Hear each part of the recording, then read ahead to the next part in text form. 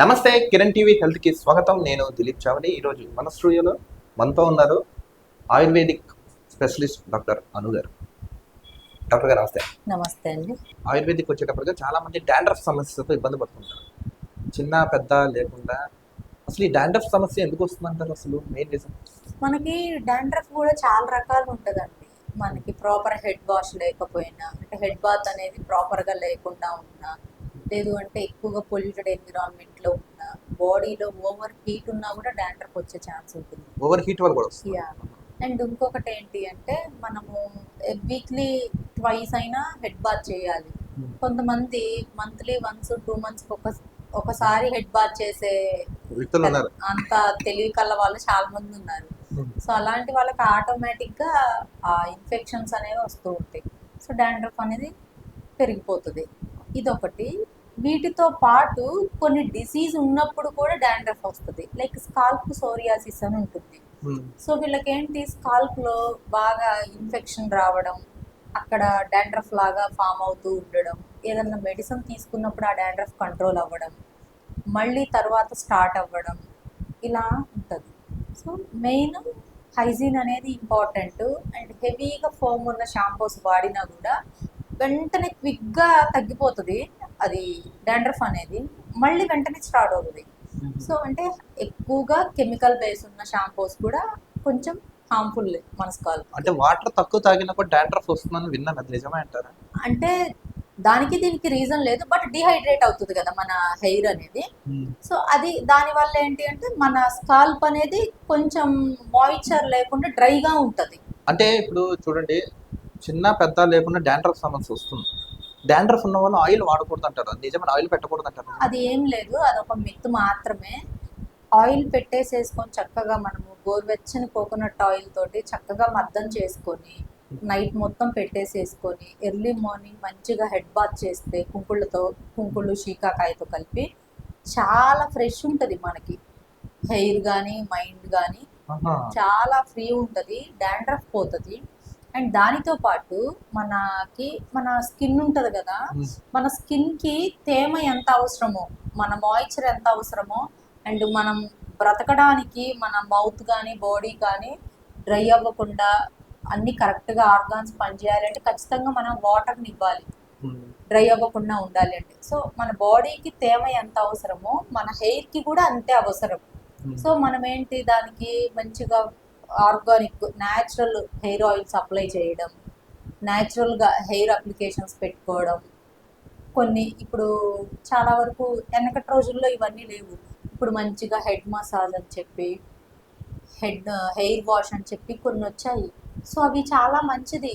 స్ట్రెస్లో ఉన్నప్పుడు కొన్ని డాండ్రఫ్ లాంటివి ప్రాబ్లమ్స్ ఉన్నప్పుడు అవి చేయించుకోవడం వల్ల కొంచెం అది కంట్రోల్ అవుతుంది, స్ట్రెస్ తగ్గుతుంది. సో అందుకని వాటర్ తీసుకోవాలి, ఆయిల్స్ పెట్టుకోవాలి, ఇవన్నీ ఉండాలి. ఇవన్నీ ఉంటేనే మన హెయిర్ మంచిగా జీవం ఉన్న హెయిర్లా ఉంటుంది. అంటే ఇప్పుడు చూడండి, వాటర్ లేదా పీహెచ్ లెవెల్స్ అని ఉంటాయి అంటే ఎంత లెవెల్స్ తీసుకోవాలంటారు? అవి ఎక్కడ దొరుకుతాయి అంటారు? మనకి ఎంత ఉండాలంటారు పీహెచ్ వాల్యూ? యాక్చువల్లీ మనకి మంజీరా ఉంటుంది కదా, సో ఆ మంజీరాలో మనకి సరిపడ పీహెచ్ ఉంటుంది. కరెక్ట్ పీహెచ్ వాల్యూ నాకు అదే ఓకే ఓకే అదే మినిమం. సో మనకి మంజీరా ఉంటుంది కదా, సో మనకి మంజీరా వాటర్లో మనకి సరిపడా పీహెచ్ ఉంటుంది. ఇప్పుడు మనకి రకరకాల వాటర్స్ వస్తున్నాయి, ఆల్కలైన్ వాటర్ అని, ఆ వాటర్ అని, ఈ వాటర్ అని. సో అవన్నీ ఆపేసి మంజీరా వాటర్ తాగమని చెప్తాము.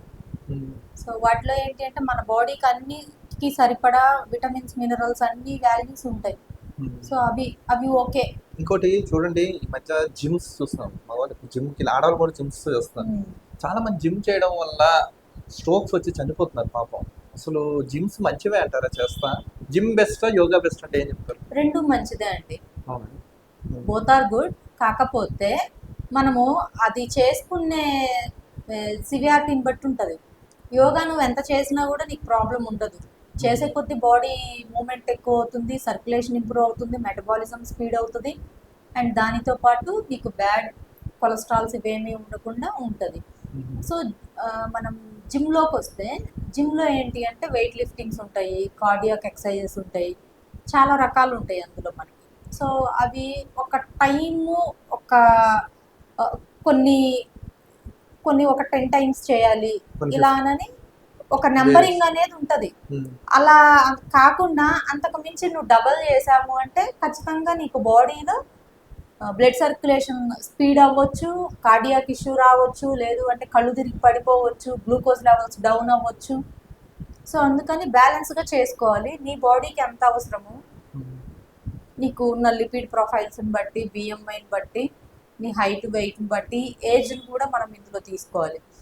వీటన్నిటిని బట్టి మనము చేయాలి. అండ్ ఇంకొకటి ఏంటి అంటే ప్రీవియస్గా ఏమన్నా అలవాటు ఉందా, వాకింగ్, యోగా లాంటివి అవేమీ లేకుండా స్టార్టింగ్ ఒక్క రోజే నువ్వు ఫస్ట్ వెళ్ళడమే జిమ్లోకి వెళ్ళి అన్ని వెయిట్స్ ఎత్తేస్తాను అన్నీ చేసేస్తాను అంటే నెక్స్ట్ డే కల్లా నీకు ఏదో ఒక ఫ్రాక్చర్ అవ్వడము, లేదు అంటే ఒక 1 వీక్ వరకు బెడ్ రిడన్ అవ్వడం అలాంటివి జరుగుతాయి.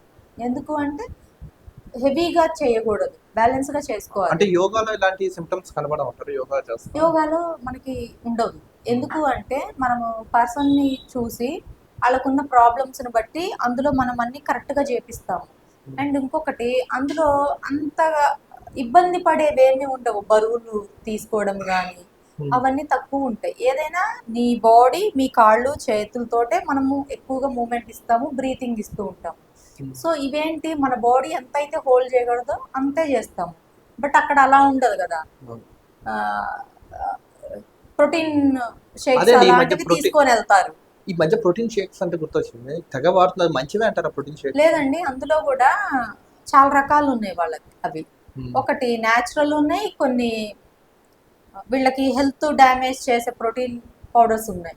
నార్మల్గా ప్రోటీన్ పౌడర్స్ అంటే ఏంటండి, మనం మంచిగా డ్రై ఫ్రూట్స్ ఇవన్నీ ఉంటాయి కదా, సో చక్కగా అవి పౌడర్ లాగా చేసుకొని మిల్క్లో యాడ్ చేసుకొని తీసుకుంటారు. ఇప్పుడు అవి మరి వేటితో తయారు చేస్తారో తెలియదు. కొన్ని అప్పుడు తాగిన వెంటనే ఇన్స్టెంట్ ఎనర్జీ వస్తుంది, ఆ తర్వాత మళ్ళీ సిక్ అయిపోతారు ఒక 1 అవర్ లోపులోనే. అలా ఇన్స్టెంట్ ఎనర్జీ వచ్చేవేవి కూడా మన బాడీకి అంత కరెక్ట్ కాదు. అంటే వాళ్ళు అది వాడితే మీరు వెయిట్ లాస్ అయిపోతారు. యా, నిజంగా అంటే సైడ్ ఎఫెక్ట్ రాదంటారు అలా? ఎందుకు రాదండి, ఖచ్చితంగా వస్తుంది. మనము ఆ బ్రాండ్ ఏదో చూసుకోవాలి, వాళ్ళు అందులో కలిపిన కాంపోజిషన్ ఏంటో మనకి తెలియాలి. అండ్ మన బాడీకి ఆ పౌడర్ సూట్ అవుతుందా లేదా చూసుకోవాలి. ఇవన్నీ చూసుకొని కదా తీసుకోవాల్సింది.